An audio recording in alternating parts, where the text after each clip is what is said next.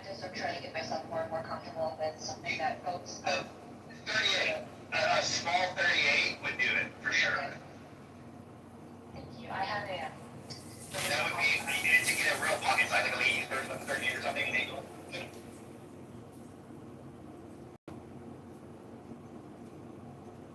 Hello? Hey, you're recording this? I'm live on YouTube, yeah. Oh, I sent you a message in your DMs. Amir and his crew are combing through, trying to find dirt on Zionists, just so you know. Oh, okay, yeah, don't worry about it. They can't find any dirt on me. It's just dirt looking for themselves. Okay. And also, have you seen, I also you probably he's been, it's also because he's been very vigilant your videos. Also, they canceling your accounts? I think that he and his group are like mass reporting you. Yeah, they did. They canceled 4 of my Clubhouse accounts. Yeah, I just wanted to let you know, because I didn't know he was posting some of your recordings that he had combed through and like clipped up. Okay, cool. Good for him. I mean, you know, I'm wasting his time, and that's exactly what I want to do. I appreciate it. No problem. Talk to you later. Okay, talk to you soon, babe. And I may not be the most responsible, meaning I haven't practiced enough to like I certainly won't have it on my person until I get comfortable. But yeah, I think that people need to have it. Especially women. Can I tell you about a thing that really prompted me to it was just scary. And people don't do this to the thing that when I propose to them stuff, it's like LGBTarian or whatever, or having something of that.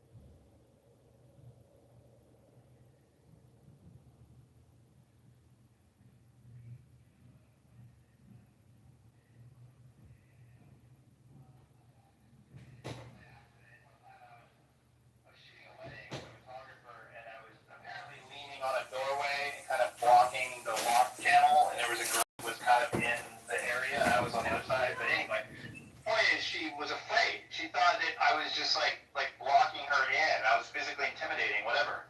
And I was kind of demanding them bring my dinner out because they were giving me shit about the timing, and I was like, no, I can't have the dinner at the end of the because they immediately need me to work. Like, I need to get served when the party group gets there. It's a common problem, honestly. Anyway, point is, because there was some slight contention going on, and because I was positioned in this manner, she was afraid of me. And I was like, fuck, you know?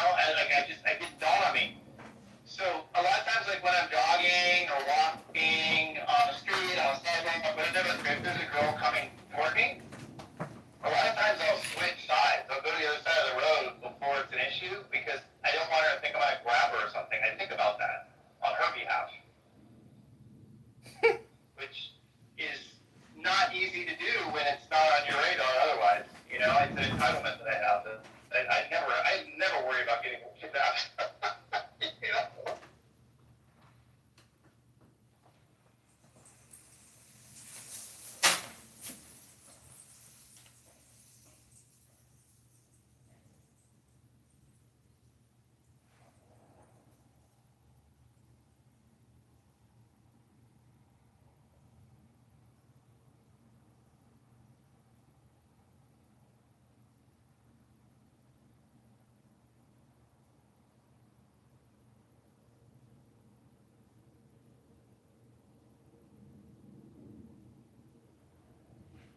It also, you guys still listening? Can you still, am I still heard?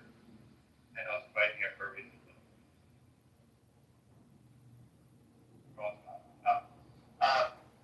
It also dawned on me, my daughter, who is 18 and super, super cute and attractive, half Asian, half white, so she's kind of unique in Georgia, top it all off, which makes her even kind of more interesting to people. Everybody stares at her, and it's creepy as fuck. She should start pointing it out to me when I start looking for guys doing it when I go out with her. And dude, I see it all the time now, and it's creepy as fuck because I never saw it before. But then she didn't want a job, and I was like, you should work at Home Depot. Like, I loved working at the store when I was there. She's like, oh no, I could never do that. All the Hispanic day laborers and stuff, they would just eyeball me up and down. It'd be creepy as fuck. Like, I couldn't do that. And I thought, oh, that sucks. Like, there's places you can't even work because of how you know you're gonna be like Google, like that you know, that's weird to kind of think about.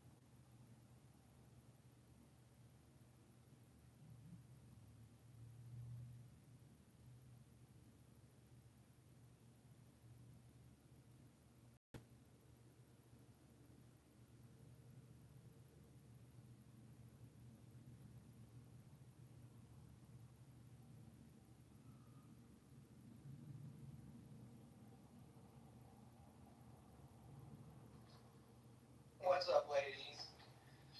I love Mike Boone. I so appreciate him. I don't agree with him, but man, I enjoy this.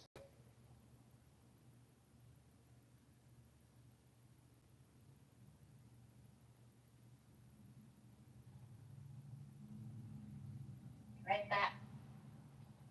Man, I wish he was still here because I would love to like understand that way of thinking that you're gonna control the situation and even the criminals won't have guns and like the whole utopia thing, like it's gonna be a Meritopia, which is a great book, by the way. But it's just crazy. I'd love to understand that mind frame, that way of thinking. I'd love to understand the logic in that. Because I would join that society, but to assure that is impossible.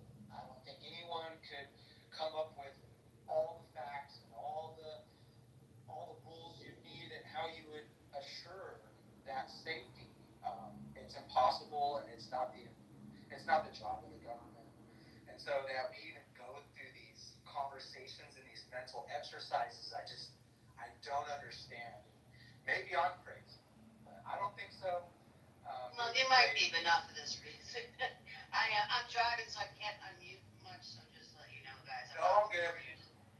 No, I just had to get that out of my head because I'm sitting there trying to understand how Mike would achieve his. And is he Canadian? I don't think so, but. No. Yeah, I think the point, I love your hair, Edie. I think it looks great. my hair.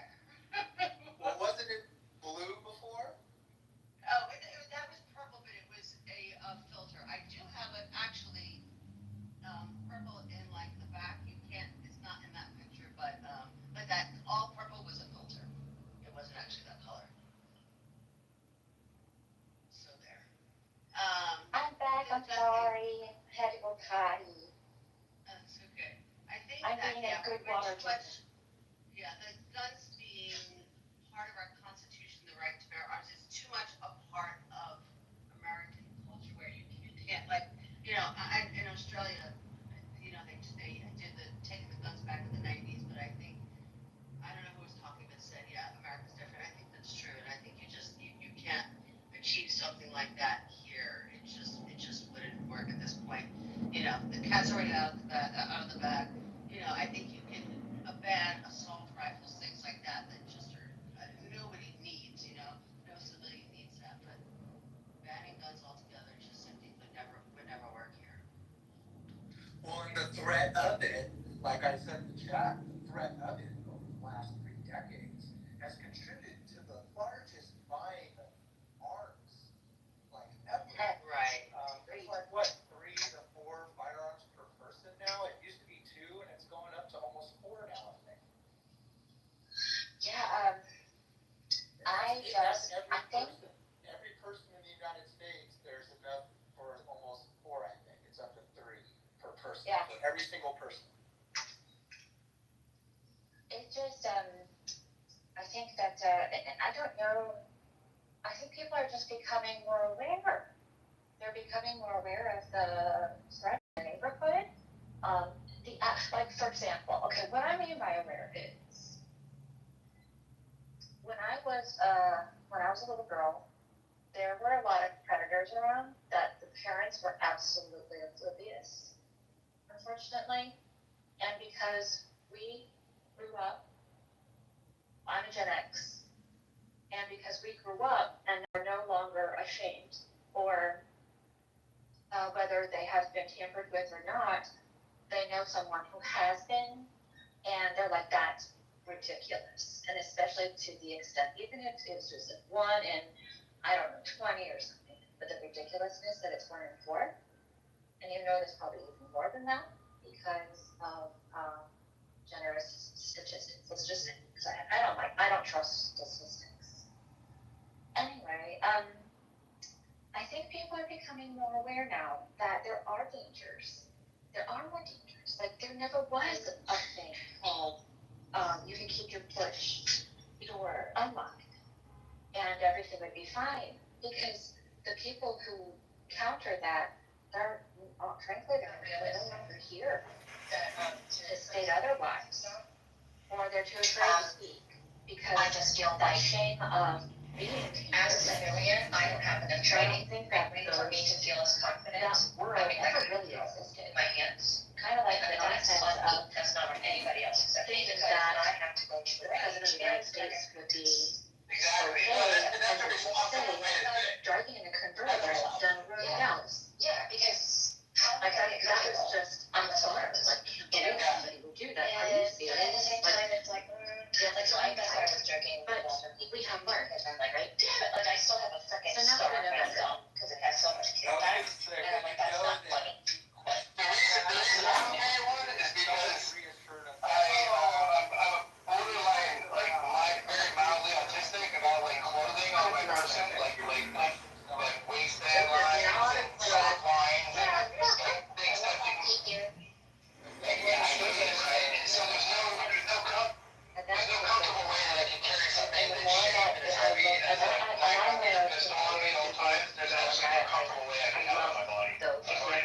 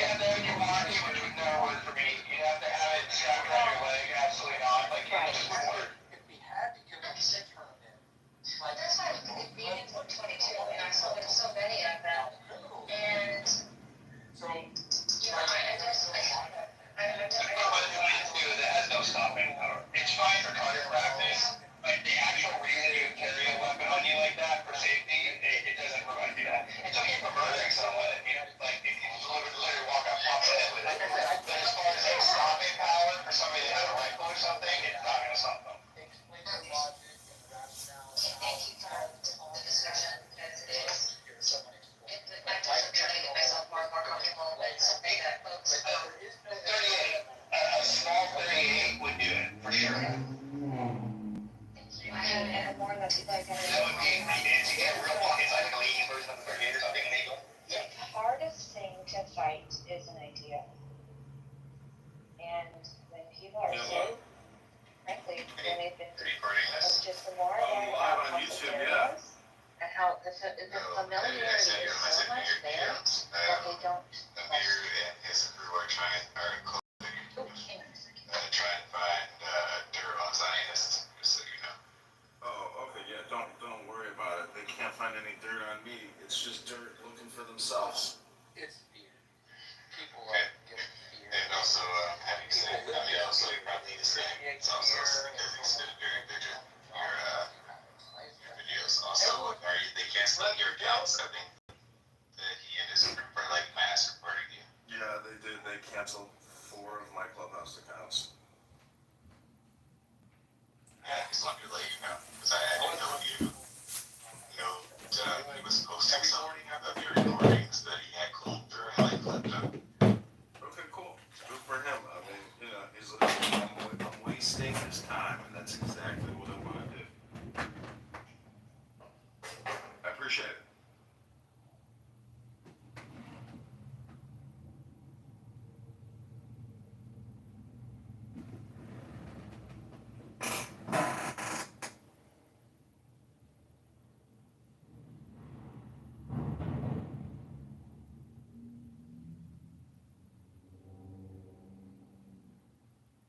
Go around saying fucking bullshit about people, okay? And then that just becomes the truth. That's the sad part about the reality that we live in. Yeah. It's sad. Yeah. So yeah, I know that. You know that. We all know that. Yeah, a trash bag had sex with a trans. No, trash bag. You tried to have sex with a tranny and they turned you down. That's what I heard. Right. You didn't even fucking have that story. Anyway, proving my point. Let's move along. Yeah, exactly. No. Okay, real quick. And that's what the thing. The public opinion about them, right? Like my friends, everyone knows the story, right? It's very open about it. But everyone has this perceived notion about this Yeah, person. but not everybody. I'm very open about it, but they don't all have the accurate version. They don't have the accurate version, you're absolutely right. But my point is that so when you say something publicly on a public stage, not privately, right? So let's say you have an issue that I've doxed someone, and you came to me privately, much different. That didn't happen. So what actually happened is that he said this. Well, then on top of what happened 2 days ago, he said that in the morning. Well, then late at night, Pepe has a big room, right? And I know people's opinion about Pepe. Now, so Pepe was caught a doxer by JP. So then Pepe has a room. Well, I get DM from someone. They go, hey, Pepe has a room about how he got caught a doxer just like you. And I was like, wow, that's so crazy. And Well, actually, before, Keegan, wait. To be honest, Wait, you're listening to Keegan. Well, It's come on. Keegan's turn. I made this room so I could get this off my chest, not for you to come on my stage, for you to interject on my stories. All right, continue. Don't get distracted. Continue. You're right. I do get distracted. So Pepe's room. So Pepe was in that room. I come on stage because I know some information about JB that I learned that day. Because someone came to me and said, hey, Justin, JB's calling you a doxer, but he's actually paid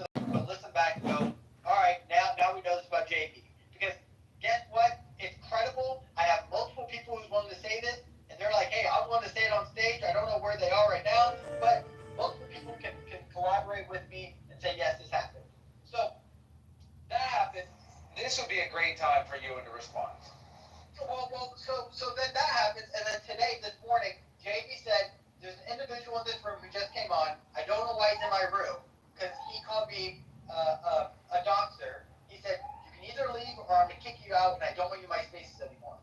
And I thought, wow, that's really interesting. I'm not here for yours. I'm not here for you. I'm here for your room, right? I'm not. It's just, but you want to go with, I feel you. We're never following moderators to rooms. No, we're following the room and what the room brings, not what you bring, right? Especially, like, this is not a house. But if it was a house, like the masculine mansion, guess what? We're not always coming for Sig, right? We're coming for what the conversation may bring, right? When I go to Healthy Debate, I'm not going for JB. I'm going for what the conversation's going to be. So I'm shocked that this individual is willing to call me a dog star on the stage, and then when I do the same thing, he says, "Now you're not welcome in my room." Well, are we gonna where's the accountability here? You should be held accountable. Can I respond to that? So now viewing is a great time. Now the room's been reset. Okay, so Keegan, what I would first say is that most of the stuff that goes on this app ends up not being true. So like people will talk shit about you to the point where you end up very quickly becoming like the villain to like a room of people. Okay? That is just normal. That's just what you're gonna deal with. That's the sad reality of Clubhouse. I don't agree with it. I actually like the truth. I value the truth over everything else. Okay? With that being said, what else is going on Clubhouse is that it is a dying app where there's not a lot of users. No. No, wait, hear me out. Let me finish my point. Because I've listened to you. I'm just joking. Continue. Yeah. So it went from being 150 million users to downwards of 10 million. And I would say that most of those active users are probably from India or like some place like that. So our people that are like European or North American are looking at Clubhouse and saying, hey, there's not that much going on. So that's part of the reality. Now, I actually think that EP is kind of correct in his freak out because I agree with him to a certain extent because what he's doing is he's not running rooms. What he's doing is going into other people's rooms and he's directly talking to them. Okay? And the other content, quote unquote, content creators that are on this app that are left, on the left, are pretending that they're running big rooms when in fact they're not because no one fucking cares. Okay? So like the reality of the situation is that this app is kind of not taken that seriously and people are all causing shit to each other. And I think that you shouldn't worry too much about it. Like, I just got kicked out. Dude, I am friends with, like, the entire Jewish community on this app. And I just had, like, a Jewish person, like, kick me down to the audience because they were upset with me because they misunderstood what I said in another room, talking about the amount of child brides going on in the Middle East, right? Well, that particular Jewish person is a little heavy-handed with the gulag button, but he's still a good guy. Yeah, no, of course, and it's fine, right? So I don't care that much. I don't even take it personally. I don't care. Keegan, you have to understand that you, with what you believe in, with, you know, however you want to approach the world and speak out about what your beliefs are going to be attacked by people on this app heavy-handedly. And I'm sorry that you have to deal with that. That's just like the reality of it. But I mean, dude, I just literally spoke on behalf of like the victims of like underage sexual assault and got into a fight with someone. So like, yeah, you're gonna have to deal with it. People have Yeah, I agree with you. Like, to a certain extent, that at the end of the day, like when you say a view that people don't agree with, they're going to attack you and do all these things. But my point is that again, like with these rooms, you're absolutely right. Like, who cares if your room has 50 people because that's now a large room on Clubhouse? When you're like season 1, season 2 of Clubhouse, a room with 50 people was a small room, right?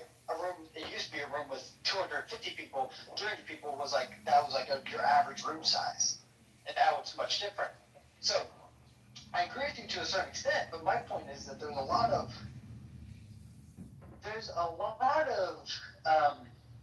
let me just say individuals who will claim superiority over you because they're not just the moderator, but they say that's out of line, right? As a moderator, they say, listen, a lot of people say, hey, listen, there's rules to a room, and then they'll say all the rules.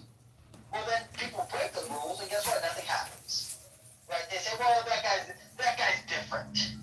We hold that guy differently, or even as a moderator, I'm going to break my own rules. So it's like these standards. It really just does not make sense to me. Like it's the double standards. It's the hypocrisy. It's like, again, I don't mind that you don't like my views, and I agree with you. I'm like, if people are just kicking me down and kicking me out of rooms because of my views, I'm like, I'll be annoyed.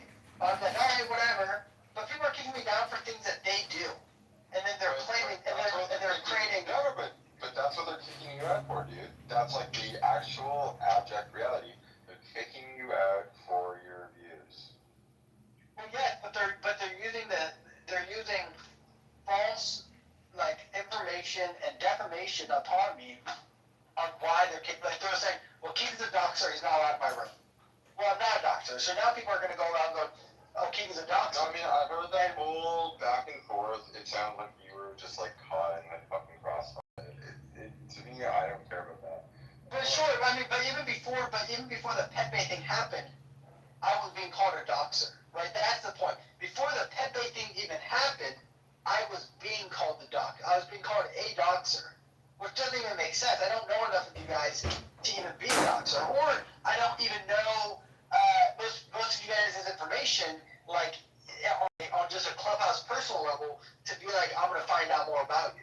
Right, so that's what's shocking. And real quick, because I just read the chat, I haven't really read the chat that much. Mike says that is a lie. He didn't pay anyone for it.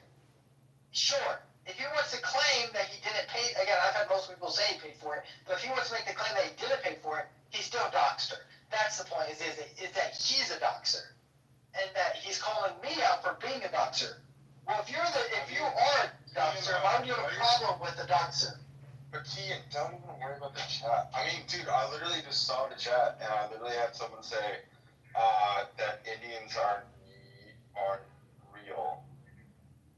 Like, and that I said that, which is like completely made up. I literally lived in India, so I think that it's hilarious that that person's saying that. Well, you might be a little bit different than me, but I do like to know that I was kicked out of a room earlier today that they asked me, Keegan, do you think that you have good morals? And I said, I have moral consistency. Whether or not my morals are good in your standards is your standards, but my morals are consistent. So when I am someone who believes he has consistent character and then that character is judged, all I am is a man and what my character is. That's all who I am. You are who your character is, in my opinion. And so when that character gets, and I think that maybe me and you are just a little different. You and I do care. And you say, well, don't. But I'm saying that's not who I am. I care about when people decide to lie. I care about consistency. I care about honesty. I care about I care about hypocrisy. That's the things I'm going to call out. I don't call out anything else. People want to say the N-word. People want to say, that they hate white people. I don't care. I won't make any rooms about that. The only rooms I make is about this. Okay, Ian. What I will say is that you are allowed to believe in what you believe in. Like, there's no one stopping you believing that. Most of the people responding to you are poor. You realize that, right? Like, you can I'm tell. poor. What do you mean? What do you mean they're poor? Who cares about that? You and I'm poor. And not everyone's rich. But they're poor as fuck. And they don't know how to respond to actual fucking ideologies or beliefs or anything like that. And if you're poor, then, dude, get a fucking job. I mean, I think that's fair to say. I have a job. No, I have a job. I'm saying that I'm poor in the idea that, my wife doesn't work, and we have a one-income household. I'm doing my job. That's not, don't worry about my money. All right. But saying that just because they're poor, the opinions don't matter is really interesting to me. No, Keegan, the point that I'm making is that the people that, can talk about this stuff and be calm about it are living good lives, okay? We're looking at it and we're, coming into these conversations and we're looking at it and we're like, that's fine. Because it doesn't matter that much. I don't think that you've been attacked the way that I've been attacked on this app. You can say you have, but I don't think you have, because you're saying that, you wouldn't. Oh, I've been attacked way harder than you are. Dude, I've been on this app longer than you have been. I don't know. I've been on since season 1. Maybe we just haven't gotten to know each other that well. But I've been here for a time. And most people on this room knows who I am. But I know. I've been in rooms with you, dude. Keegan, I know who you are. I've been on this app for so long that I fucking know who you are. Well, I'm just saying again, and I think this is just a difference in personality here. Dude, we used to run rooms together. You used to be in my rooms daily. Well, listen, and I mean, welcome back. And this is what Clubhouse has turned into since you've been gone. But it's true, though. It's melodramatic and might not truly matter in the grand scheme of things. And when I get off the app, I don't think about it again. But when I'm on this app, I like to be perceived a certain way. And I'm not being perceived the way I believe I should be perceived. I believe that others should be perceived in a different way. You got attacked, but you got attacked by someone. Look, I don't think that it was fair that you got called out on doxing someone. I don't agree with that. I saw the whole thing go down. I was in that room. I think that you should absolutely be angry about that. But what I will say is that you will be attacked no matter what on this app. Because this app is filled with people with borderline personality disorder. And also, Well, I do agree with you. This is an audio social media app that a lot of people don't get to talk to a lot of people. I'm the same way. I live in a very small bubble with this very small community. All my friends are Christians. Everyone I interact with are a certain type of way, certain type of thinking. So I really enjoy being able to get out of that bubble and really see what people are actually talking about. I've tried Twitter Spaces. It's different. I don't like it. Clubhouse is where I've really grown to really enjoy. I use this as almost a podcast, way of and then also it's like I think you should be able to use this app as a way to project your beliefs and everything. I am not against you doing that. I don't think that you should be silenced. You and I probably don't agree on a bunch of things. But what we would agree with is the fact that this app should be available to you to put out your own means, So you should be able to tell people how you're feeling, what you want to broadcast, okay? I think that what is going on is that people have told lies about you. I'll agree with that. I'm going to say that they were lying, and you got thrown under the bus. But do you know what the best thing to do is? Go ahead. Tell them to fuck off. Go into their rooms, fucking scam their rooms, fucking start your own rooms like this, where they're literally if they come into this room, you get to have that debate, Literally, when I have people who disagree with me, I will either join a room or I'll go into another room or start my own room where those people are seen title and they don't agree with me. And they're angry at my title, so they want to come in and they want to make a point. I'm great. And well, again, so my point is, and I agree, like, Clubhouse isn't denying me the access to my opinion, right? My point is that the public square has become very, very small because this app has become very, very small. Like, I don't even think when it comes to American European users, and I'll say, and I'm gonna have to clarify because I don't think many of us go into like a lot of like mainly black spaces. When it comes to like the political, cultural, societal discussions, I would say that's less than probably. I mean, it's probably less than 10,000 users, guys, right? And consistently, it's probably less than. No. There are 10 million active users on this app. Well, sure. I'm not saying that there are 10 million active users. I'm saying when it comes to American cultural discussions or political discussions, it is less than 10,000 people. Why? Because I've been here for. I mean, just in the past year, it seems like every single room is used. I barely meet new people, barely, and every room is less than 100 people. So it's like I can venture into different rooms, and it probably all adds up to that amount of people. So my point is that when the larger rooms, like Healthy Debates, or like any of Roger Mayhem's rooms, or any JB rooms, or what have you, when they decide you're not a part of this room anymore, well, now I've been ostracized to the out. I'm an outcast. And even just to listen, not really to talk, but even to listen. I was in JB's room and he said, "Why would you want to be in my room now? I can't listen. I can't enjoy a podcast. I can't enjoy the discussion that may be taking place. Not to listen to you, but listen to someone else." So that's my point. Is you're absolutely right. I could open my own rooms. But I don't have the time to always do that, right? I'm working right now. I'm working throughout the day. And so my point is that like these people who get to conduct and pretty much control what other people are going to listen to and consume will then create outcasts and say you're not a part of it, right? They've done it to Diogenes before. I know that you don't like Diogenes, but like they do it to Diogenes. They do it to they've done it to me. They've done it to a lot of people. They've done it to you, where it's just like for some reason. Where John Kitover is such a good example. And John, I just have a lot of issues with John. Now I've realized, you know what? Clubhouse records every room. John recording every room is just, it's the same thing.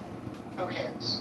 I used to kick John out because I'm like, John records every room. But then I read terms and conditions. I don't know recording every single room. It doesn't even matter. So, but yeah, so, I find it just, again, we're allowing pretty much like dictatorship. And then these people will say the reason why you're not a part of our clique, the reason why you're not a part of the public square is because of something that I also do. And I know I proved that you do it, but really, and it's just like as you said, the real reason is because they don't like you. They don't like your views. It's not what actually is being said. It's something underneath. Go ahead, bro. I was going to say this earlier, but kind of things was correct, but it was hard to kind of word in edgewise, But yes, so whenever that whole grad room was going on, and then the spillover into masculinity, JB was modded up in there, and he's very long-winded, and so it's kind of hard to predict when the end of his sentence is because it just keeps going on and on and on and on, like the other guys are running. But he kept on saying, "Excuse me, I'm talking. Excuse me, can I talk?" And I told him, I said, "Oh, I'm so sorry. Yes, you can. Go ahead, I'll go on mute. I'll go on mute and let him finish his statement." So now it's my turn to talk. The way that you eat these things is you're supposed to put the inside their stomach openly and show you. You can also eat their legs. It's a lot like lobster eating. You can't tell me that doesn't fit. That is the dictatorship. Oh, now that he's legless, we're going to cut him open and do a little science experiment. Alright, now that he's cut open, the inside is what you're eating. So you see this yellow stuff? It's probably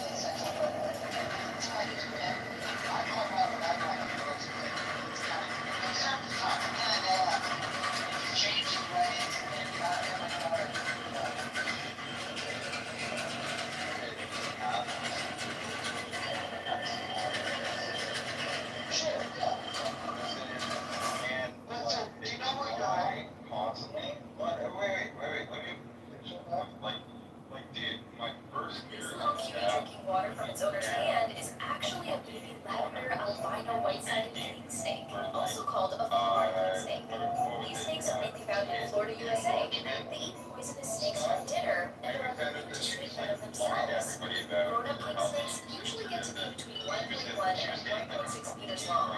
Normally, they have a brownish-black base color with white patterns.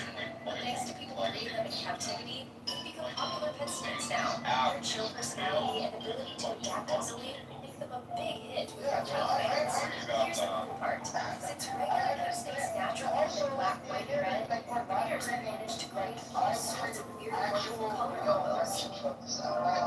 Real people, like got to actually know in person, in real life, right? Like that's actually happening.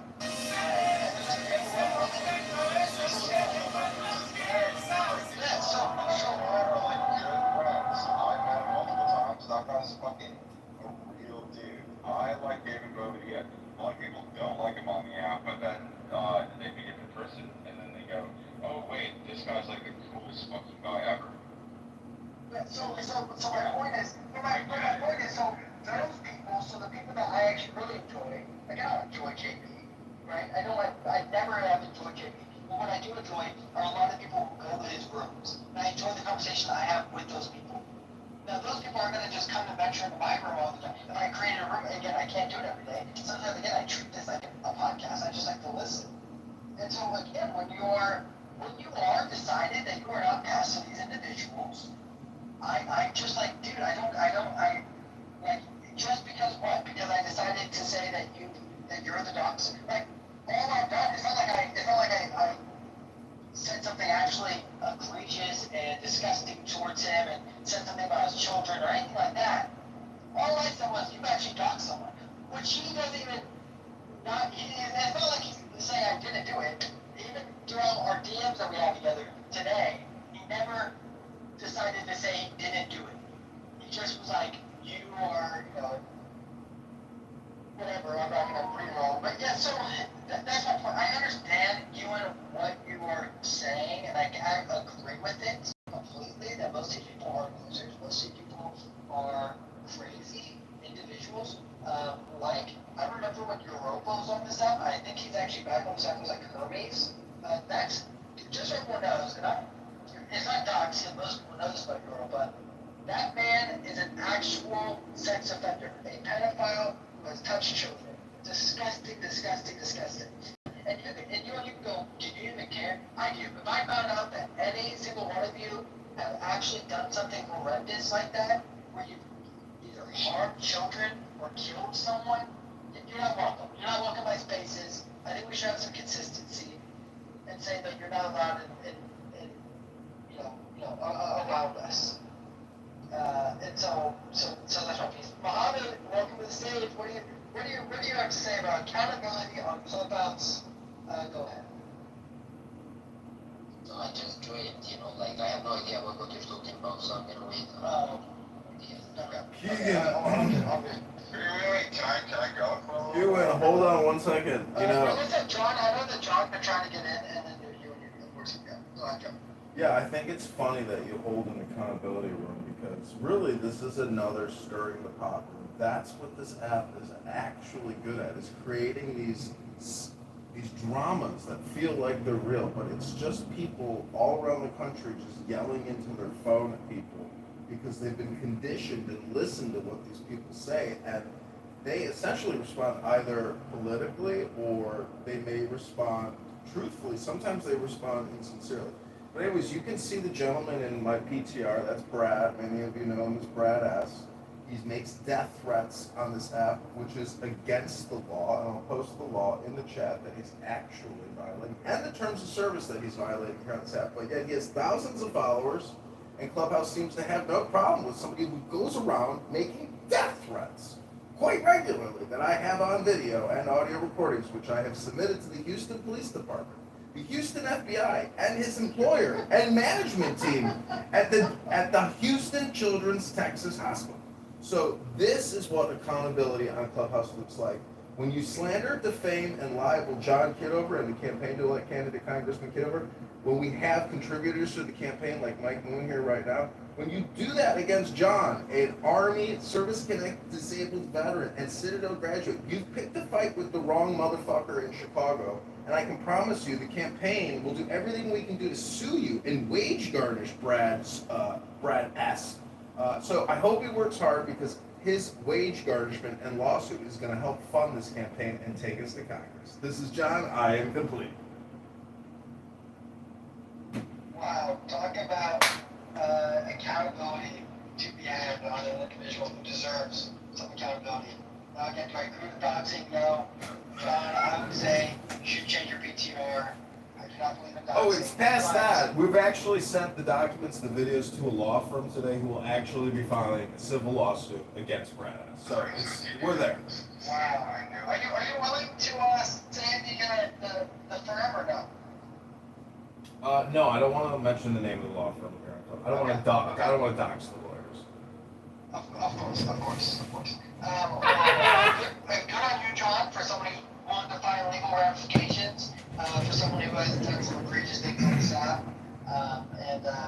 It doesn't. I mean, I think If somebody doxes you on X or YouTube or Instagram or Clubhouse or TikTok or I'm talking about slander, libel, and defamation, it doesn't matter where you do it. It's against the law. And when you make death threats on the internet, it's 100% well established that it's against the law. I will put it in the chat. Brad S. I don't know if he has a TBI from the war or what the fuck is wrong with him. He knows everything there is to know. Just FYI, everybody.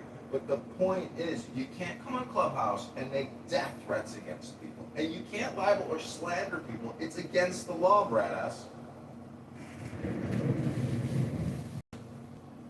Well, thank you, John, for, I guess, taking the time to do it. I mean, I know that at times it can almost feel like you're doing a turkey chase, right? You may never catch a turkey, but you're going to try to do it. So you would go ahead. I know that you wanted to speak a little longer. Honestly, I like the boss of my entire family life.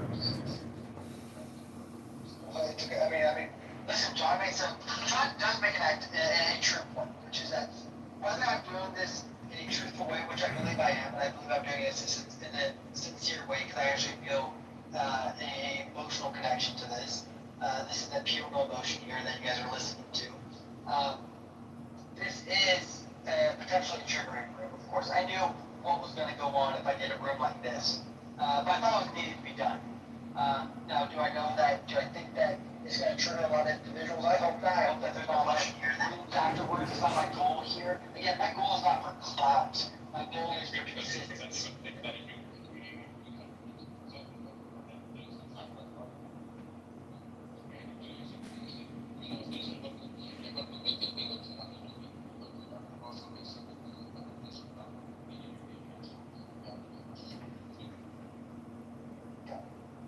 All right. Well, that's one of the 10 million users that you were talking about that venture. We have a rating for Curry.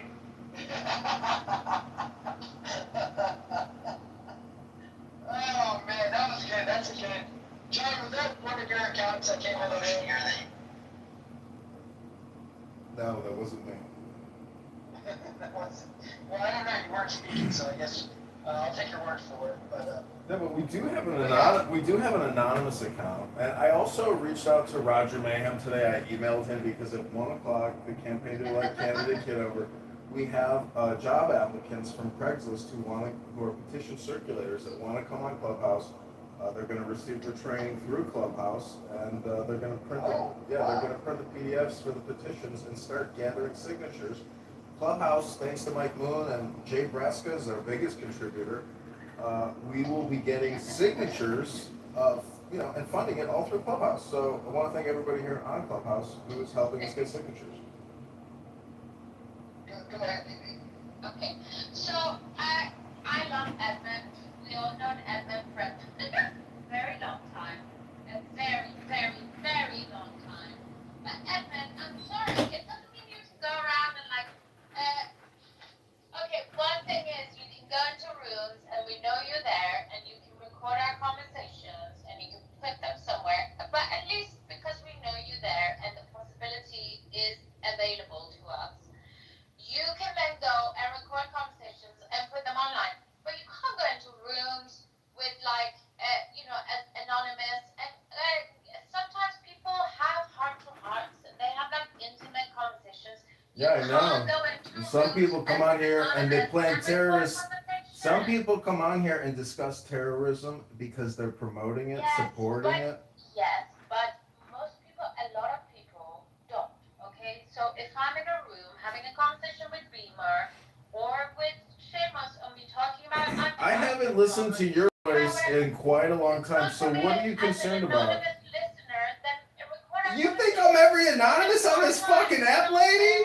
There's thousands of people with anonymous. Supporter of Edmund forever on this app because actually, BB, there's a lot of people with anonymous. I'm not a catch-all. I'm not a fucking evergreen meme that I'm the, one recording and listening to everything. As an anonymous and record conversations? What? Yes, of course. What do you think anon is for? Go read the terms of service. But here's the thing, BB. BB, have you read the terms? BB, have you read the terms and conditions of Clubhouse? They own all the I don't feel so. That is isn't that like colonizing, or isn't that like a hostile takeover, or isn't? It's not 1665. I'm on my fucking cell phone in my office, lady. You can use your cell phones how you want to use your cell phones. I'll use my cell phones in my office, in my house, how I want to use my cell phones, okay? Stop telling me how to use my fucking cell phone, BB. I'm just saying, it's just not very neighborly. I feel obligated to say the obvious, which is don't have intimate conversations on fucking Clubhouse. That is the most retarded thing ever. You want to be protected? You want to be protected from intimate conversations on Clubhouse? Holy shit! But also, BB, why don't you just do a private room if you're and invite the people you want to hear? Sometimes you come in, you don't even think about it, and then it's like, But again, that's on you then. That's not on anyone else but I you. don't say anything. I don't care. And also, I'm saying this for it's not John, it's Edmund. Because also, Edmund, one day you're gonna fucking get, like, somebody's gonna slap some kind of a lawsuit on you. And nobody wants to see that. Because I think most people on this app, especially like us old timers, no, Mike, I don't give a fuck about you, by the way. You can fuck off. I don't give a fuck.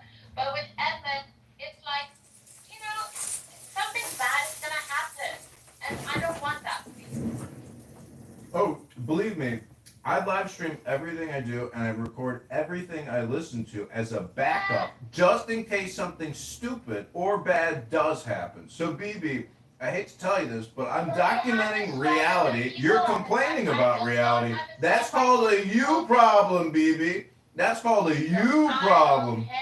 I am saying this. Hey, John, are you recording now? You are posting. Yeah, of course. I'm live on YouTube. Oh, man, because I was going to say that BB's making my balls itch, but that's too intimate for a recording. Remember, you're like super fucking ugly and your PTR is unattractive. At least like Edmund has. Oh, my PTR is unattractive. Do you want to see what I really look like, BB? Because I'm actually pretty good looking. I'm 6'3".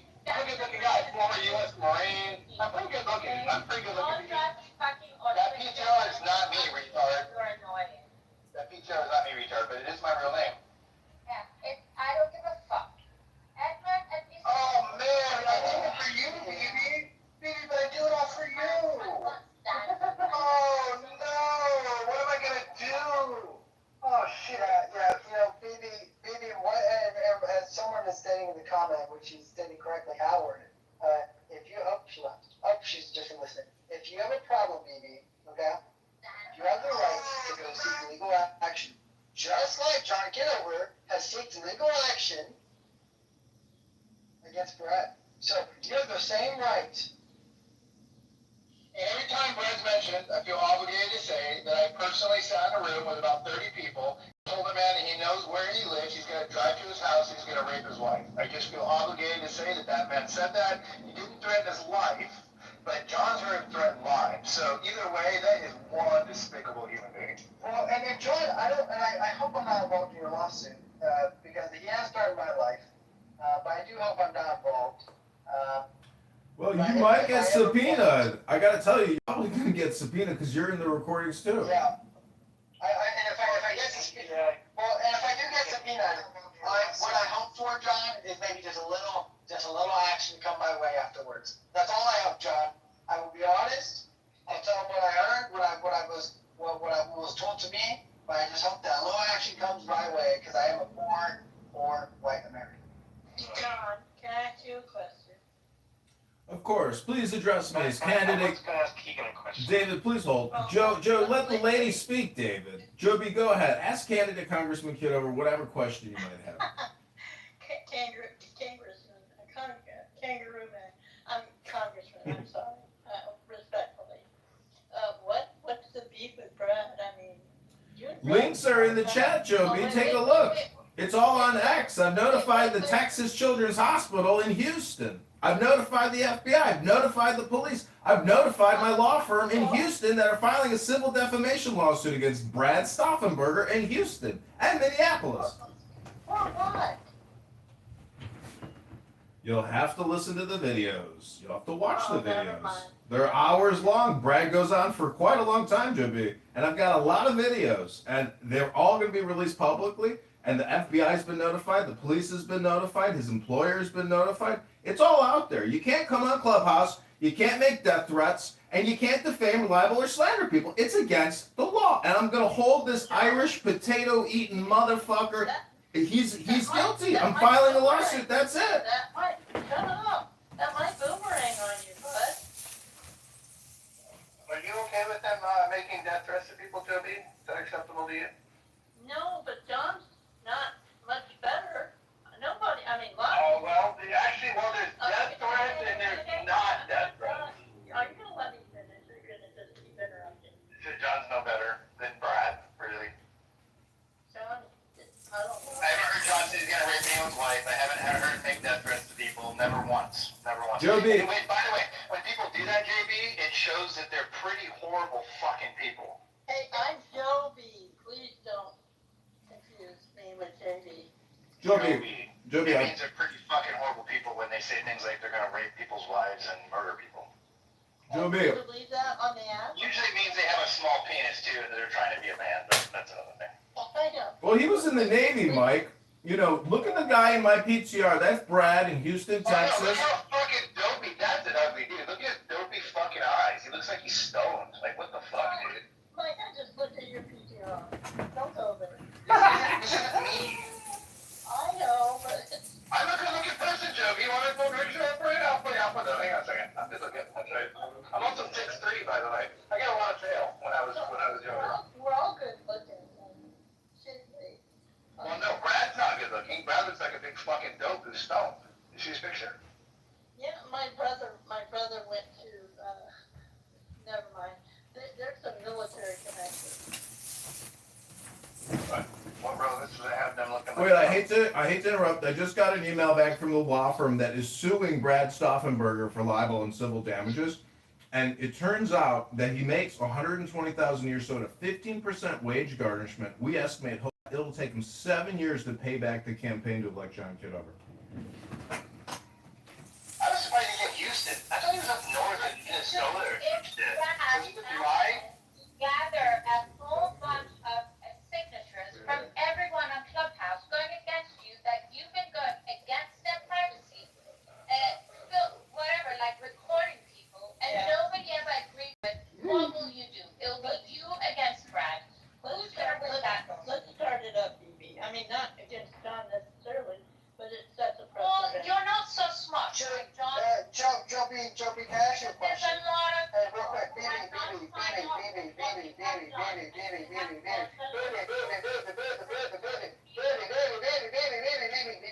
Joby, can I ask you those hooker stockings on your PTR?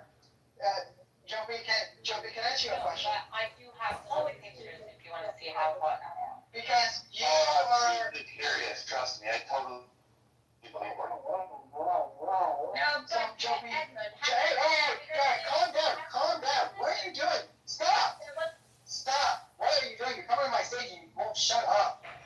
Like, 2 seconds, bro. So, Joby, you're friends with Brad S. Joby, what do you think of Brad, not once, but now twice, claiming stolen valor onto actual men who served in our military? What do you think about that? I think this is a public open app and anything goes until someone gets sued. And if you want to be the first to set a precedent, go for it. But I agree with BB. If you don't like something, get a petition going that will get legislators question is, do you think that that's a good man who's claimed stolen valor of two different individuals, and then those claims are proven to be untrue? I have not seen the proof. I have seen opposite of proof against it. I've seen proof that he is telling the truth through my brother, who is Scooby-Doo on this app, and who worked with him.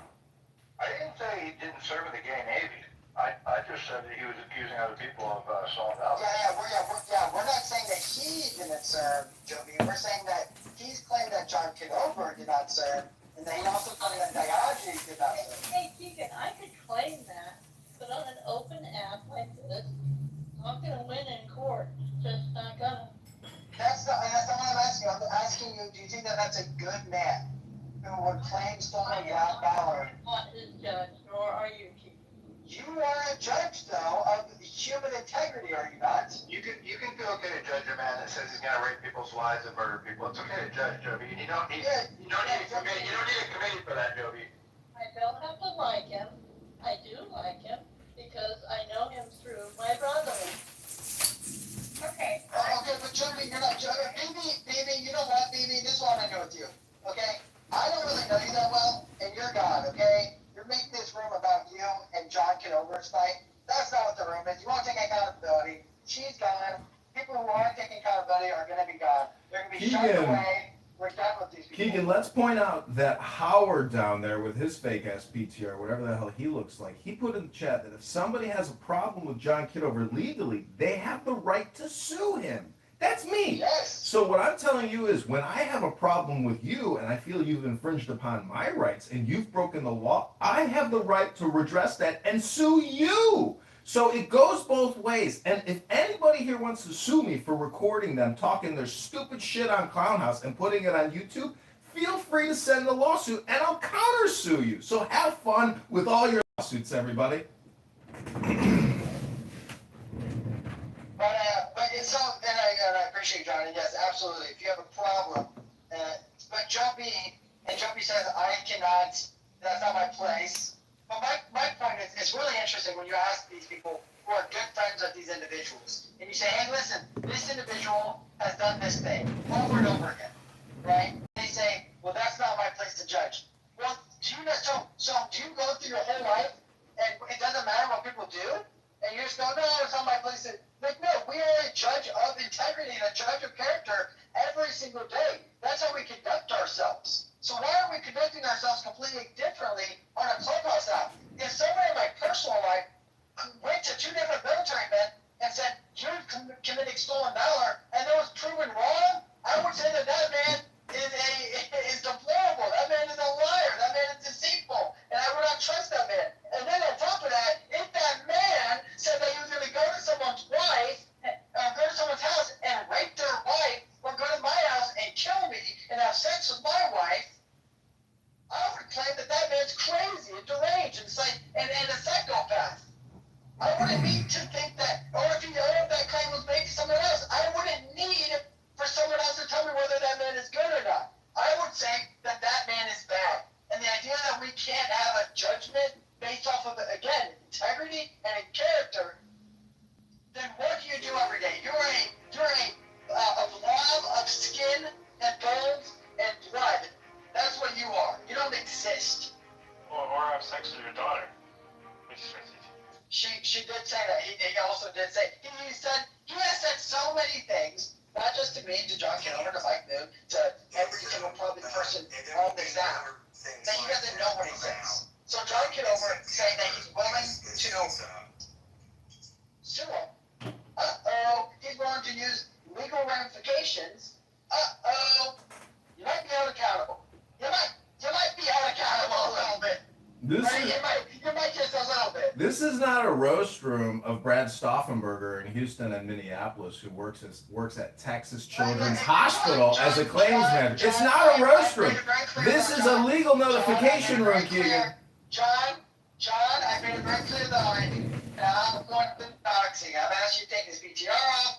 Do not say his full name. I do not believe in doxing. I do not dox individuals. I do not believe in Oh, I'm doxing. not doxing him. I'm publicly putting him on legal notice. He has received public legal notification now, Keegan. This is how he's been served. So I want to thank you in helping me achieve accountability here on Clubhouse. This is candidate Congressman John Kitover for the 16th District in Illinois, running against the rhinoceros vaccinologist and $20 trillion super debt creator, Darren the Hood Rat LaHood.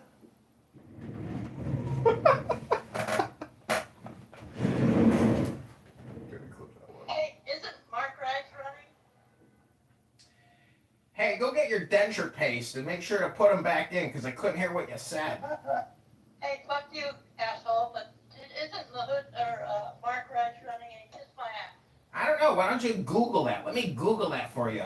Joe B, take your education policies. I looked you up on your website. You told me to look you up. You're not on that website. There's a bunch of other executives. You don't exist on that website, Joe B. Congratulations.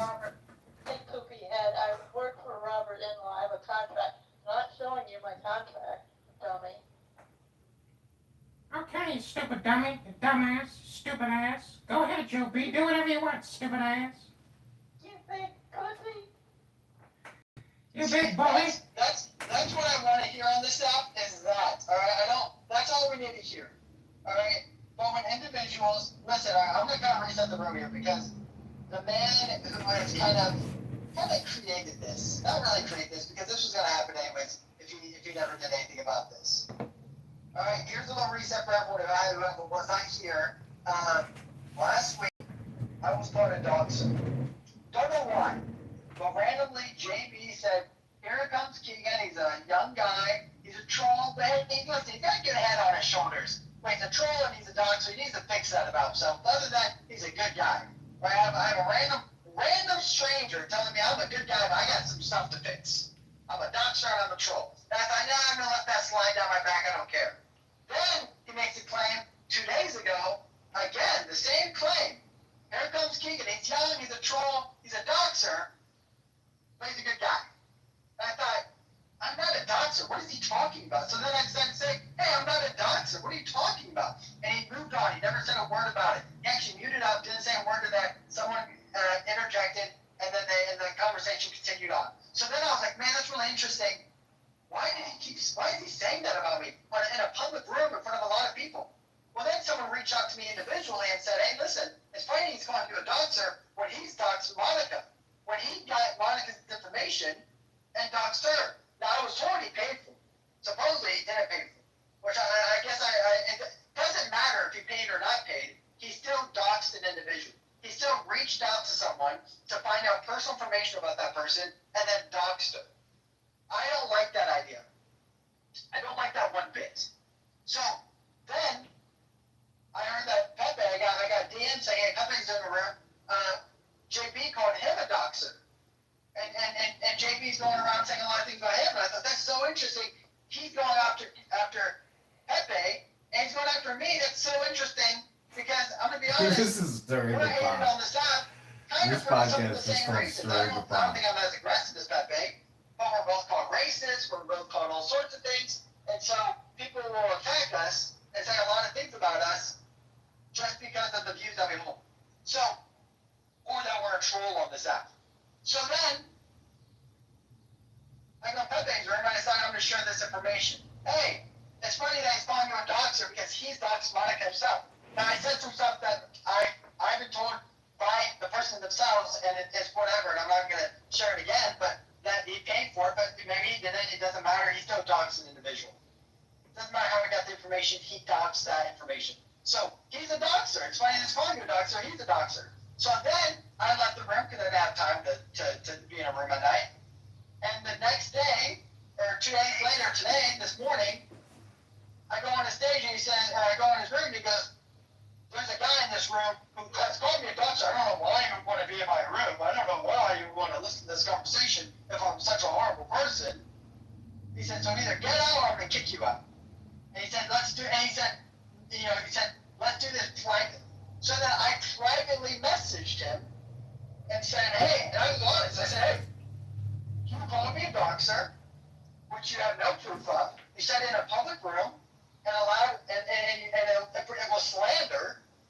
Allowed, other people's opinions to be yourself are a doxer. And his response was that you are playing victim.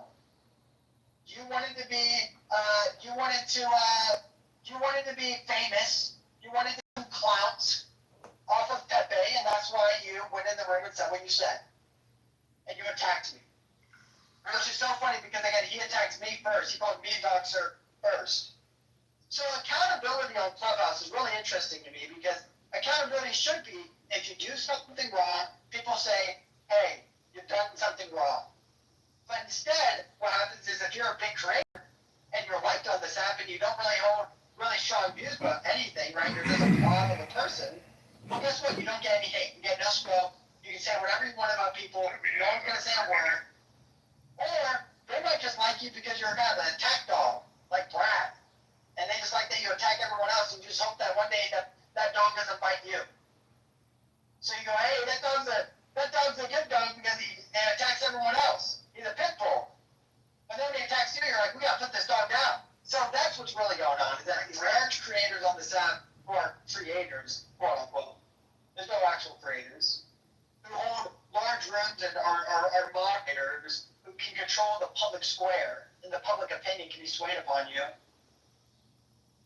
are truly the most double standard, hypocritical, and again, non-responsible, accountable individuals on this app, and I'm very, very done with it. And I'm a 26-year-old. I shouldn't be the one who has to say this. I don't think it's any kind of a come to Jesus moment or revelation or catharsis. Coming on this app and regularly making death threats to people and how you're going to brutally murder them is against the fucking law, and you can and will be arrested for it. Any kind of a come to Jesus. Yeah, it is that simple. It is that simple with one individual that we are speaking about. But again, these individuals who have been on this app since season 1 of Clubhouse, and when they first were on, they weren't that big, but as they continue to gain followers, they continue to do rooms by themselves, they got larger and larger, and it almost seems like they thought their popularity would never end. There was no accountability for what they've said to individuals. And again, all I want, just some apologies and saying I'm not going to do that again. I'm not asking for money. All right, John Kitover, I'm not looking for legal ramifications to be set upon this person. All I'm asking for is, hey, I shouldn't have said that. I'm sorry. Let me do a public room and announce that I said something false about you because I did it in a public room. That's what I do. Hey John, check your message from the end of that call. Well, and it's like when CNN does a article on someone, right? And they're completely wrong, and they're proven wrong, and then they have to resubmit an article. And guess what they do? The first article is a massive tweet. They do a bunch of coverage on it, and they get a bunch of people to listen to it. Then when they say, "Hey, we've lied," guess what they do? They do a tweet. They release one small little article on their website. Nothing is done. So it's really interesting that when people say, well, what are you trying to gain from this, Keegan? What are you going to get from this? I said, I just want a public apology because they publicly denounced my name. Wait, Keegan, I just want to let everybody know that I hope you don't think you're being manipulated in the audience or anybody else here on the stage emotionally. Because I want to let you know, this has nothing to do with emotions or feelings. This has everything to do with the letter of the law.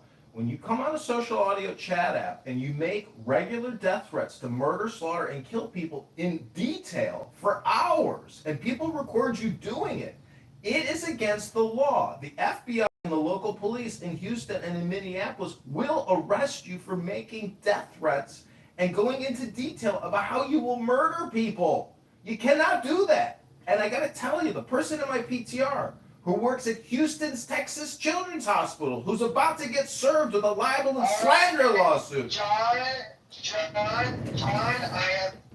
this is my last warning to you, okay? I can't make you change your PTR, but I can try to moderate you a little bit. You cannot say his full name and where he works. I know it's public information now, but that individual did not share that on the app. I don't know, if I if I'm with things. So.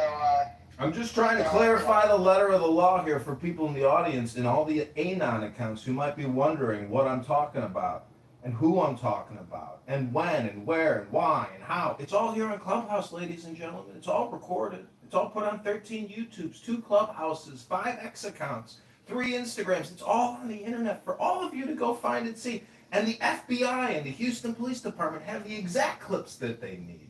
So fuck around, find out. Stop making death threats on this app and stop libeling and slandering the campaign to elect candidate Congressman John Kitover. Go to johnforcongress.com.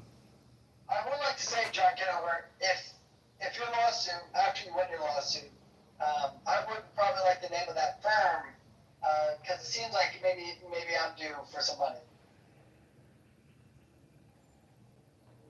The number one rule of lawfare is never dox your lawyers. Never waste their time when they're busy trying to do a service process on the gentleman in my PTR and deliver him the lawsuit. Service process. It's a real thing. Like, we're joking about it, but man, free speech extends all the way to one point. So when you start telling people you're going to drive to their house and kill them, that's a real fucking problem. That ain't normal, man. I don't give a shit if you're on social media or not. That is not normal. So I hate to break the bad news to you, Joe B. You can come up here and criticize me all you want, and everybody in the audience who's probably enjoying this pot stirring or this roasting, don't enjoy it. Just know that when you come on Clubhouse, the fact that you are making death threats, but your account is still up with thousands of followers, do people not report him? Does it take one fucking asshole to report an account? And some fucking Filipino in Manila says, yeah, I agree, delete account. And then you get the suspension notification from Clown House. If you want to appeal, email this address. What's your question? Okay, well let's get back to politics, ladies and gentlemen, because in 13 minutes we have a conference call with a new employee for the campaign to elect candidate Congressman John Kitover. He lives in Rockford. He's got the petition PDF. He's ready to print it. He's ready to get to work. He texted us this morning. He wants to work now. So we are going to bring him onto Clown House. I'm going to send him the link to Accountability on Clown House. I'm hoping you can mod me and we can change the room title to Campaign to Elect Candidate Congressman John Kitover. Ladies and gentlemen, this is not a joke. This account at the bank with $610 of your Clubhouse clown dollars is in the bank. We're going to spend it, and you're going to watch me do it live on YouTube, ladies and gentlemen. If we don't win the campaign, at least we got a YouTube business, ladies and gents. This is called killing 2 birds with 1 stone. This is how a Republican capitalist does business, ladies. This is how you use the law to get to positions of power. You don't let people get away with breaking the law all day long on Clubhouse and make death threats against people. No, you report them to the authorities, ladies and gentlemen. That's what the campaign of candidate Congressman John Kitover believes in. All right, let's. I'm gonna look up using ChatGPT, John Kitover. We're looking up. Can you make threats? We're gonna look this up. Let's see what ChatGPT says. Joe B's not impressed with your measly sum, $610, John. She's a big spender. She thinks it's not very much money. Mike, I want to thank you for your hard-earned dollars. I know how hard you work for that money, and I'm not going to waste a penny of it. And when I do spend the money you gave me, I'm going to show you on video how I spent that money.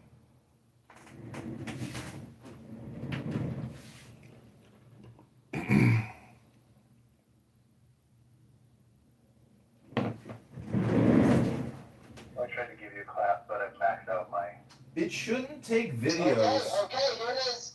Here it is, John. John's absolutely right. I don't know why Joe B's in the chat saying that they can't do this. Criminally, number one, if you threaten to kill or seriously injure someone online, they can be prosecuted as a crime. In U.S. laws, they do vary by state, but nearly all 50 states say that making threats of death and seriously bodily harm is a felony if the victim reasonably believes the threat could be carried out.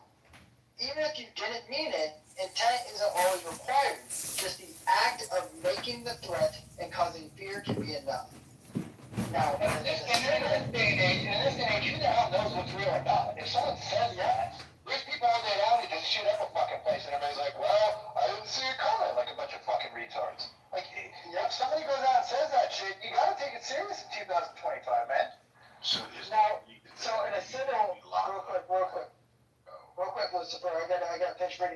So for a civil case, the victim could sue you for intentional infliction of emotional distress or harassment, especially if they can show the threats cause them fear, anxiety, or damages like therapy costs, loss of work, or moving expenses.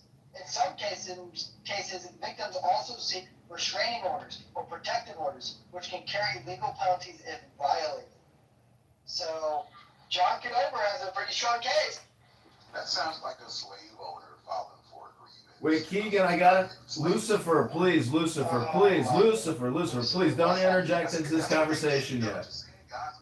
Lucifer, please stop, Lucifer. I can't put Lucifer on this recording, Lucifer. I don't want you in the legal documents. You don't want to be involved in this lawsuit, Lucifer. Listen, Lucifer, hold on. Hold on. I'm quoting Pepe here. Hold on. Okay, that quote's for Pepe. Hold on. Okay, so we just got an email from the lawsuit suing Brad. Brad S. I won't mention his last name because we don't want to dox the man in my PTR. This is what they just wrote us. You're not going to believe this.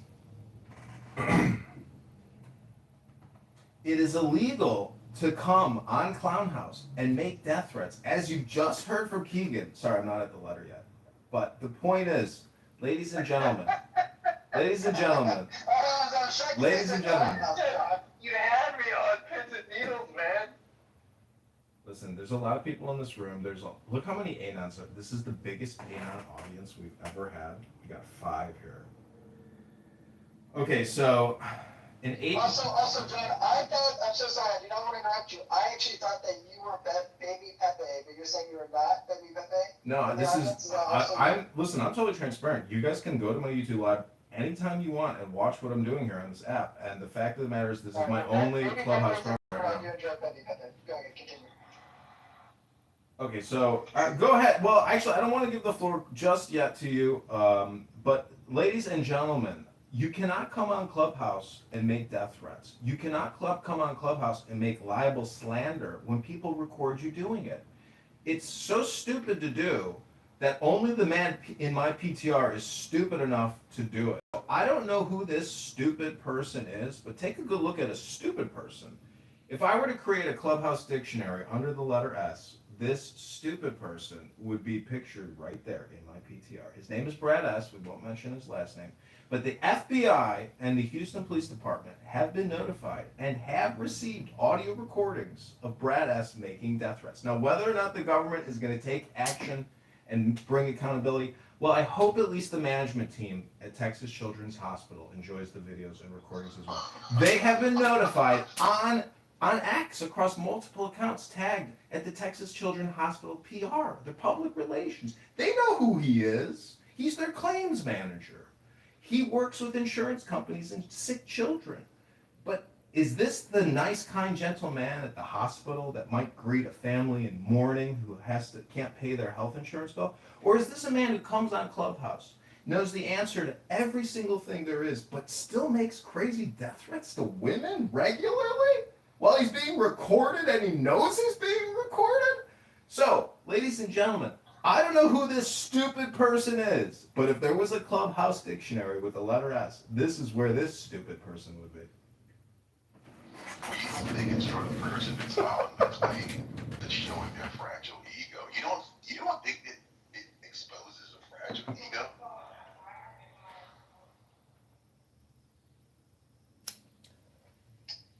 John, are we going to hear the email?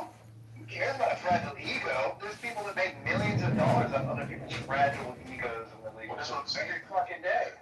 He's running for Congress, man. He needs money, Lucifer. Fragile egos aside, he's going to make bank here if he wins. Oh, I see what you're saying. Yeah. I feel you. Okay, we have 6 minutes to the next employee onboarding for the campaign to elect John Kitover. This is an on-the-ground petition circulator. I'm going to introduce him to you all. His name is Joe. I have not spoken to him on the phone yet, but he has agreed to download the Clown House app, and he's going to come to this room. So if you can mod me, that would be fantastic. If you listen, but we can use you. Hold on. Keegan, you can still. You don't have to mod me, but I do want you to change. Gentlemen. Once the first does it, you're good. We've got 5. Okay, I know we're good. We've got 5 minutes though. I wanna, gentlemen. He's on the left shoulder currently.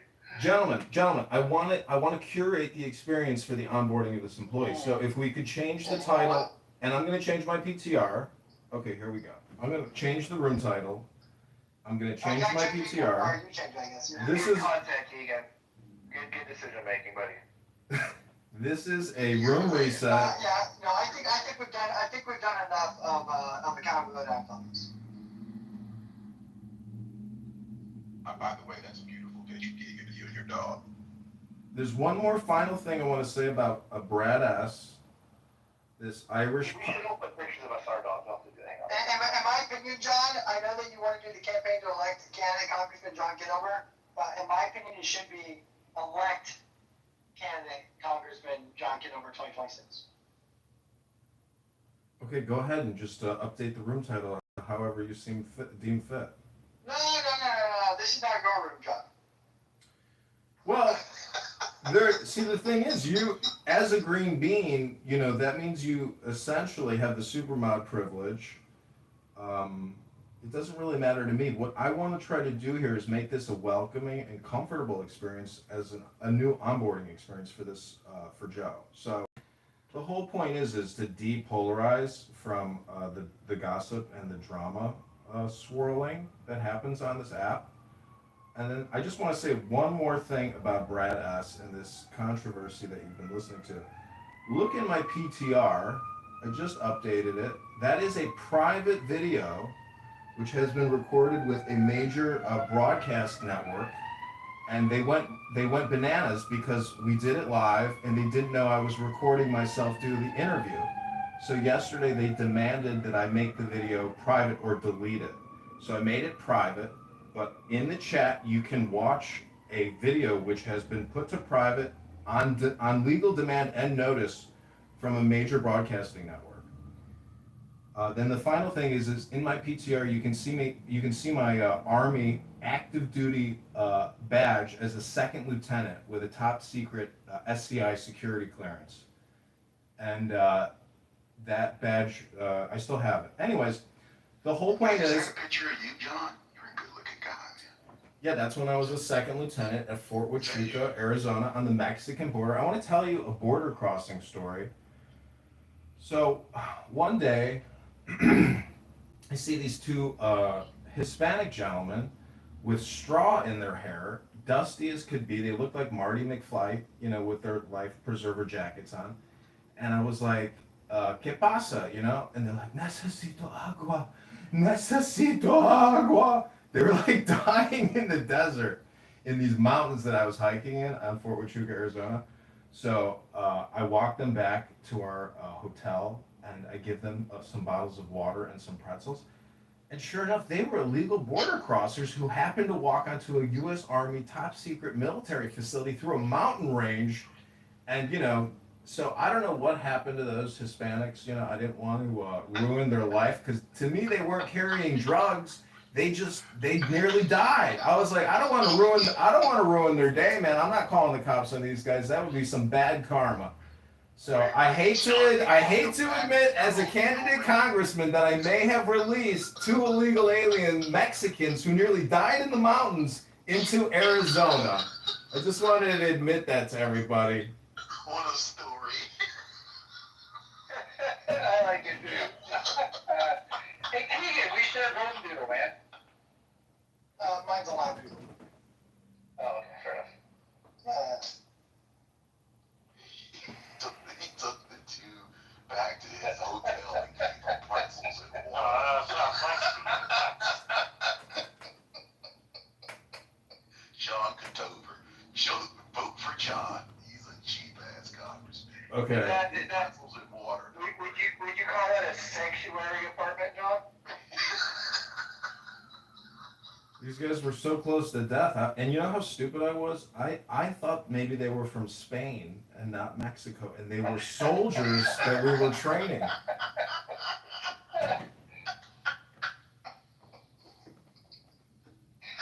Because we had people from all around the world training on this facility. We had everybody. I don't know. We were training Azerbaijanis. We were training Lithuanians. We were training people from South. The U.S. military trains the armies and the soldiers of all of our allied countries in all of our military facilities here. Everything we know, we teach them because they are our allies, and it's a network. It's a hard network.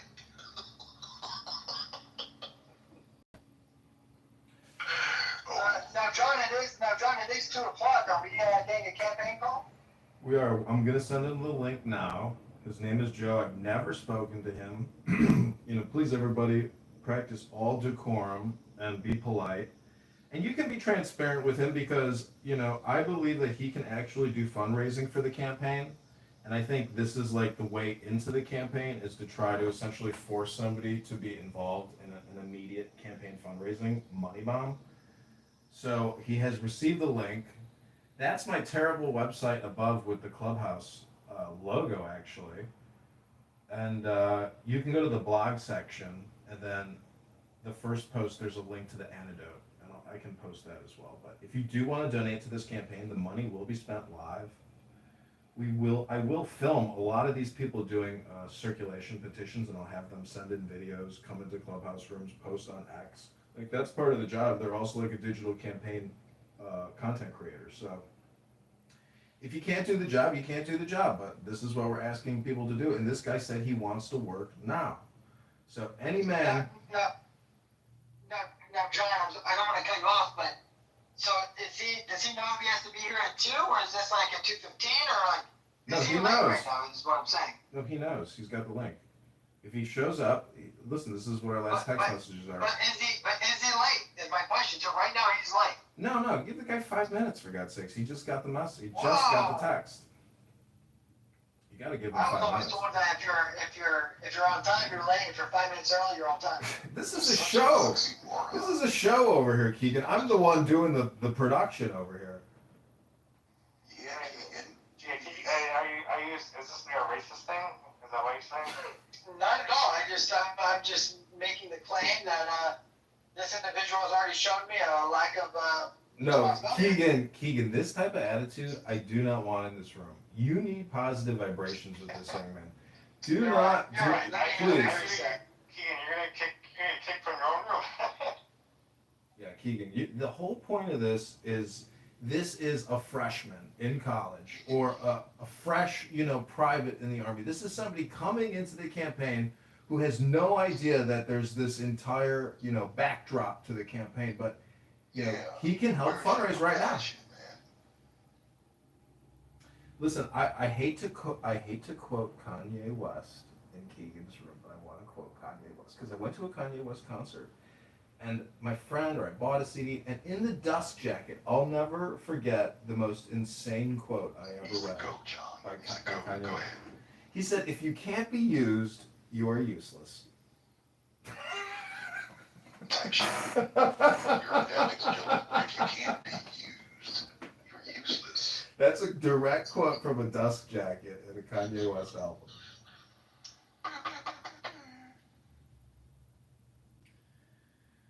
So I hope you're having as much fun as I am this morning. Pepe, I'm sure, is sitting there. I'm not in front anymore right now. Well, listen, the point is, if this guy doesn't show up, he doesn't show up. John. He's not late, man. I sent him the link 2 minutes ago. It's 1:04. Give him to like 1:10, basically. The guy's never used the app before. He doesn't even have a profile, for Christ's sake. Okay. Keegan has a point, though. Mike, you do have a point, though. Like, what does that say when he's late? What does that say about this? Well, now, if anything, the implication hasn't put onto John. John, why are you not more organized, knowing that he was supposed to be here at 1, you didn't send him the link to 1:02? Well, I'll be honest with you. I was up last night till about 4 in the morning working, and I got up at 10 o'clock. So for me, I'm still just finishing my coffee, and this is the afternoon early show. So I go, 18 hours a day on this app. But John, I'm worried. You as a congressman, if this is how you conduct yourself, I'm worried. I hate to tell you this, Keegan, but this could be the future of communication. And I got to tell you, having worked, for Google, for Microsoft, for the Treasury Department and the IRS, and working in the U.S. Army, this is the quickest and fastest way to organize, and to communicate transparently. It's a free conference call. And so in the chat, you can watch a private video which releases tomorrow with a major news network where candidate Congressman Kitover talks about economic philosophy and theory for about 45 minutes, about taxation and debt, about war and vaccines. It's a private video.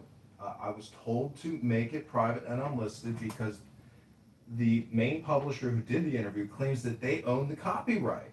So now we have a copyright dispute about a video that I shot on 13 phones, and you can watch the primary phone, my best phone, my new phone, and you can watch this 45-minute interview. If you think any of my ideas are good, let me know, but I do know there are some errors that I made because I re-listened to this 45-minute podcast with a major news network. I may have said billions and not trillions, meaning that if we cut Medicare, Medicaid, we cut it by $1 trillion, not by 1 to 2 billion. I think I made a numbers mistake there in a segment. So anyways, I hope you're all enjoying this. If Joe is in the audience and you raise your hand, you can come up and Keegan and I will onboard you onto the campaign to elect John Kitover. Now, Keegan is not a part of this campaign.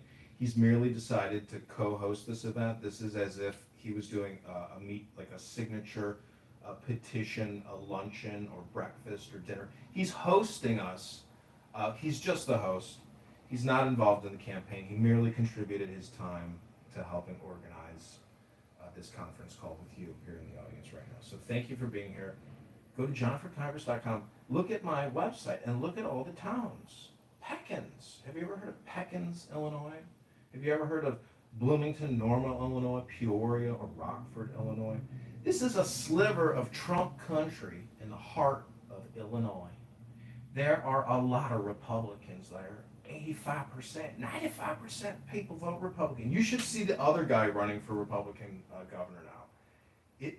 Keegan, you're not going to believe what the other Republican candidate looks like. It's to me, he could fucking win. What's his name?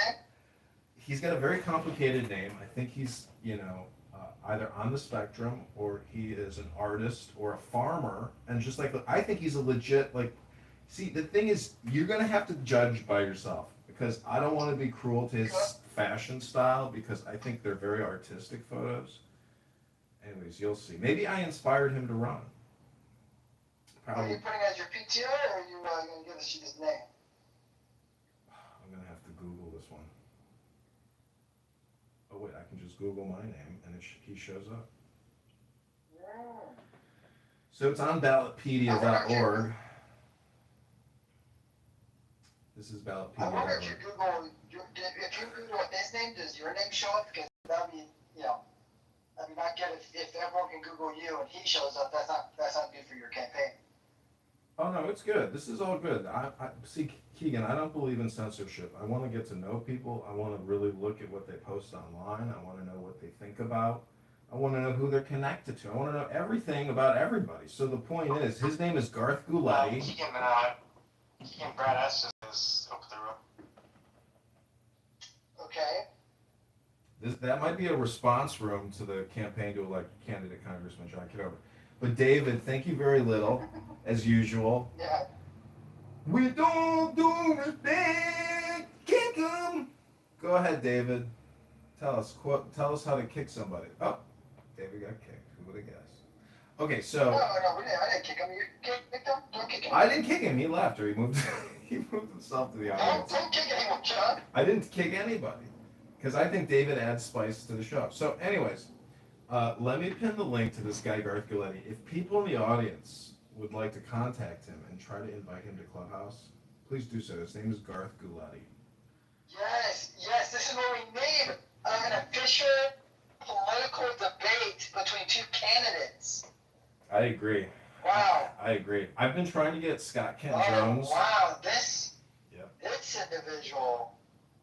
Look at those photos. What's the name of that movie with where he does the dance? Well, what about Darren the Hood? And that's the only other Republican. There's 3 Republicans running here, John. I know. Look how many Democrats are running now. A lot of Democrats, actually. It's kind of shocking. What's going on there? Has a Democrat won this seat before? Well, they redistricted it, so, and they say it skews 85% Republican, but we're gonna find out. Because people are more politically activated now than ever before because of X and Instagram and everything else. I think people are really vested in politics, and really they view it as like an investment. You know, when I voted Trump, I mean, that's an investment, you know? Every time you vote, you should basically get some type of an ROI percentage indicator on, you know, what you're actually getting for your vote. I mean, it'd be really cool if there was some way to actually track your ROI on your vote in terms of like how much that vote costs in taxes, how much it costs in borrowing, and how much it costs in long-term debt liabilities. Like if you were to determine how much your vote actually costs you, you know, it would be wild. You could track it all. You can, I mean, there's ways to just look at GDP over 25 years or 50 years. Grok lets you do all kinds of amazing calculations. And part of this campaign is I have to put together policy papers or position statements. And I've done so many already on Grok, but they're not really organized. So I don't know. I'm probably going to create a new website soon. But I have so much invested in X. I have so many X accounts and so many YouTubes and so many Instagrams. John, as I'm looking at these candidates, you got a tough task ahead of you. No, it's really not. Keegan. Listen, he looks like a politician. He is a politician, but Keegan, the whole point is my victory is getting on the ballot in March. When I get on that ballot and John Kitover is an option against Darren LaHood, I've done my job. That's all I can do. I'm live streaming this campaign. That's my victory. That's my win. Because no matter what, you can't take that away. When your name is printed on a ballot, Keegan, that makes you an official, you know, it's not just a candidate. It's you've officially ran. Like you have that printout of that ballot. And so, you know, the whole point is this is a branding effort for John Kitover to run in future politics because the political industrial complex controls all the borrowing and all the spending, all the decisions on all the pensions. Everything is tied up in politicians' compliance to the system. So if you believe that we're going to have to practice austerity in this country and we're going to have to cut pensions, you're going to have to vote for individuals like John Kitover. Because that's the only way you can probably keep this Ponzi scheme going. I think, you know, the sooner we realize that we have an artificial 40% borrowed economy, the sooner the stocks will adjust. Yes, people are going to take hefty losses in the stock market when the government stops passing out free money.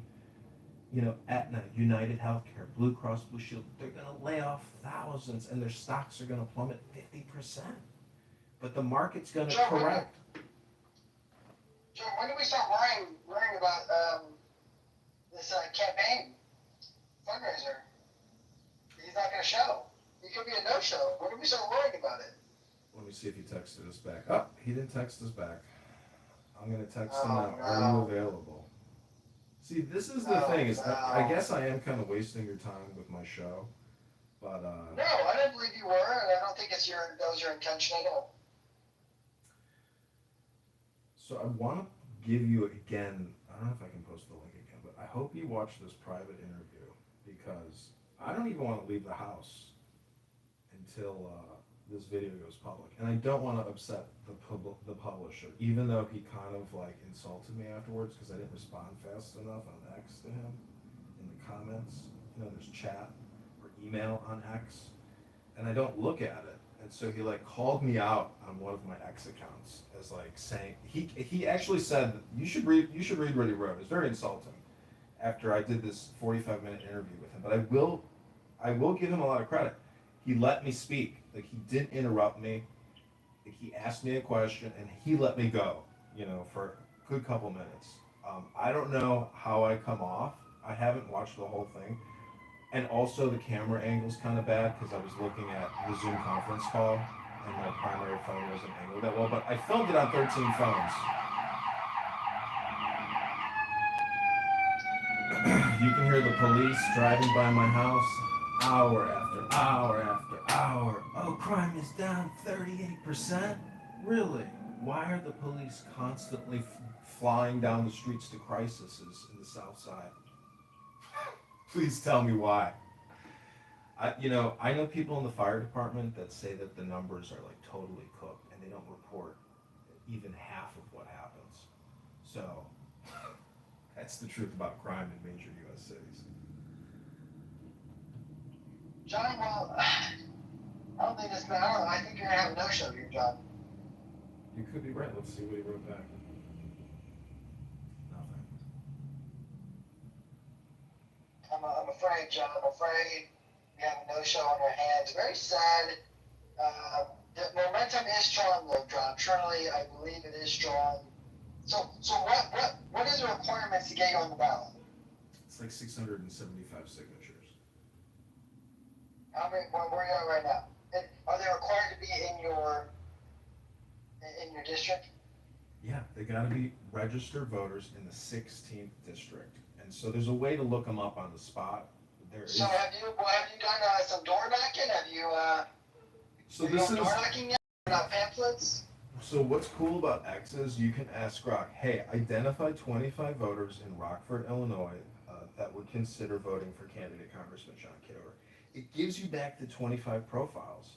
So we message every single one of those 25 profiles by hand and ask them if they want to sign the petition. And if they do, we send them a DocuSign via email, digitally sign, and we have one petition for every signature. So it's going to be a huge fucking binder because it could be 1-to-1 for like 300. So that's the most annoying thing is every single page has to be notarized. The compliance with ballot access is so laborious and ridiculous and expensive to do that unless you are extremely well organized and really hustling, it is very difficult to get on a ballot. And the challenge and review process. I don't want to interrupt you here, John. I remember actually my mother ran for state representatives when I was a child. She did not win. She did get 40% of the vote, which I was very proud of her. Wow. In the primary, which is running in the primary. Very, very proud of her trying it out. But I do remember as a little kid, going door knocking, she was utilizing her children as being cute little representatives. And we would go knocking. It was Keegan Toy, I think it was, I don't know what year it was, but freaking knocking on doors, will you elect Mom Keegan? And, wow. So you and Marshall Rankin Stankin do have something in common.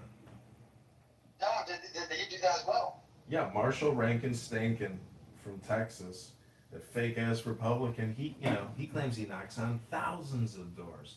Meanwhile, he can't barely walk. That was a guess I would. Listen, Marshall Rankin Stankin has been one of the biggest annoying thorns in my side. He knows my voice, so if I try to change my voice, he goes, "That's Edmund Keckham." Yes, I cannot get past through the Marshall detector system. I have not been able to fool Marshall yet with like a prank call. Somehow he always knows it's me. So we're gonna text one more individual who responded to the Craigslist ad right now, and I'll see if that person is available to Well, John, I'm gonna take over the room. I do have to go, but good luck. Okay, thank you, Keegan. Thank you for hosting. Okay, we're gonna see. Here we go. Hi, are you available? I hope you guys don't mind, but I would like to force every single person who works on this campaign to come through Clubhouse. Is that, wrong of me to do?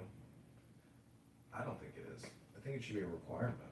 Because if you can't figure out how to come on Clubhouse and join this room, you're going to have a challenge getting signatures. And I got to tell you, people who respond to Craigslist ads, God bless them, they didn't go to Harvard Law, okay? Let's just put it that way. So a lot of people got a lot of difficulties in their life, a lot of anxieties and complexities. And not everybody can join a Clubhouse room if you ask them to.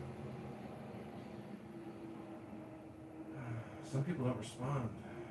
Also, there's a lot of spam, so it's like you can't waste a lot of time. I know that I'm gonna have to do the heavy lifting on these signatures like I did before. I had great people that helped me, but we were 60 signatures short last time. And I just want to say that the opposition we ran against, Estella Richards, the 45th Ward committee woman, I'm 100% sure that they committed ballot fraud or petition fraud, leading essentially to ballot fraud.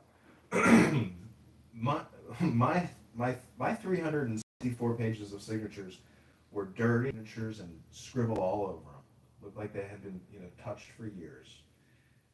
Their signatures looked like they were printed perfectly, as if somebody with the most perfect handwriting you'd ever seen. So the whole thing is very suspicious. And I gotta say, I mean, there's a way to get real signatures, and there's a way to essentially sit down at a table with a bunch of people. And if you have the list and you have the signatures, you can just copy it and paste, copy and paste, copy. I don't know if people did it by hand or how they did it. They did not go door to door. They did not go door to door. So the question is, how did they get 20 pages of perfect petitions? Very suspicious. But you're not allowed to cross-examine the witness. You're not allowed to practice and carry out the Constitution. So this is how politics works. Anyways, if you click that YouTube link above, ladies and gentlemen, I know this room is coming to an end, but you can watch a private, one-on-one podcast interview with candidate Congressman John Kitover before the main footage is released this Friday. I hope you all enjoy. Now, I'm wondering if he's going to edit my clips and put out segments of 10-second snippets. He claims that he has the copyright, but I also claim that I have the copyright as I filmed it on 13 different phones. So this is going to be a very interesting experience and experiment to see how they clip me, if he clips me. And he claims it's his business, and I claim it's my business, and I claim it's part of the campaign. And he's claiming that his copyright supersedes the campaign's copyright, things like that. And we had no agreement, no negotiations. It would be like Trump sitting down to 60 Minutes to do an interview without having any kind of preconditions or contract in place prior, to Q&A and to recording and to final cut, all those things. So I don't have to explain this stupid stuff to you. I'm sure you can all deduce this yourselves. Okay, this is a clip from yesterday. I don't know if you can hear it. Big Beautiful Bill Act gives the Fortune 500 $500 billion a year in tax credits. That's all future tax liabilities for you. It's transferring it from the Fortune 500 to we the people. That's not why you're voting for Darren LaHood, is it? I hope it's not. Because if you are, you're voting for your own demise. We're giving ourselves away. The Declaration of Independence says they are eating out our substance. And in my opinion, Darren LaHood is eating out the substance of America and the people in the 16th district. And Illinois politics is so corrupt and the people are so sleazy. It's taking a grassroots effort of a guy in Jefferson Park in the northwest side of Chicago to say no more borrowing and spending. You talked about cuts there too. You mentioned that I was specifically interested in cuts Medicare, Medicaid. So that's a clip. That's the kind of Q&A it was. I mean, he let me, it's not like a clubhouse room where you get interrupted every second. Like, this guy let me speak. He knew that he was there to film. So it comes out tomorrow, but you can watch the clip today. It's a private exclusive here on Clubhouse. I hope you enjoy it. Okay, let's see if our other candidate emailed us back, texted us back. Nope. Nope. I think that might have been it.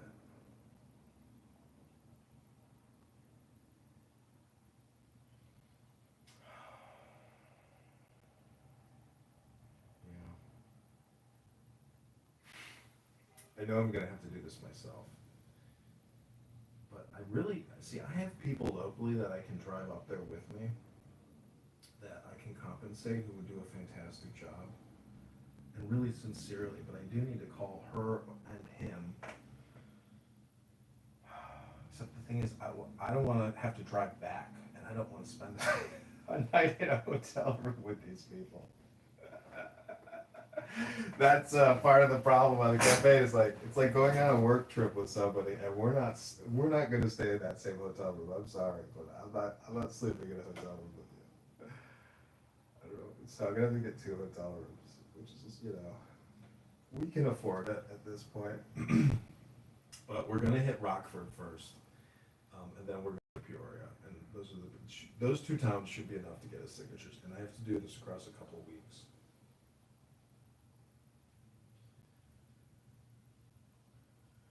I'd like to look at all the chat messages. You know what? I need to also get a new Clubhouse Anonymous account, because this is my only current Clubhouse account, so I need to go to like reaction rooms. Ugh, I'm gonna have to do that probably. See, this is how I need to spend my time. I need to find people to get me signatures on the street. Okay, so we're gonna create a new Clubhouse Anonymous live. I'm gonna change the title. We'll just let this one sit for a minute. It's too much work right now. All right. Which phone am I gonna put it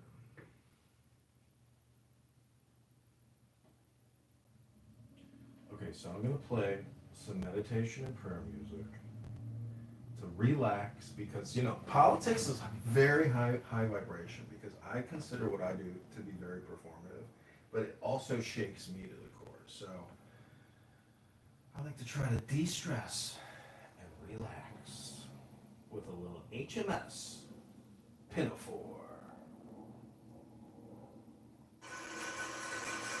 But first, a video of Brad Stoffenberger slicing potatoes.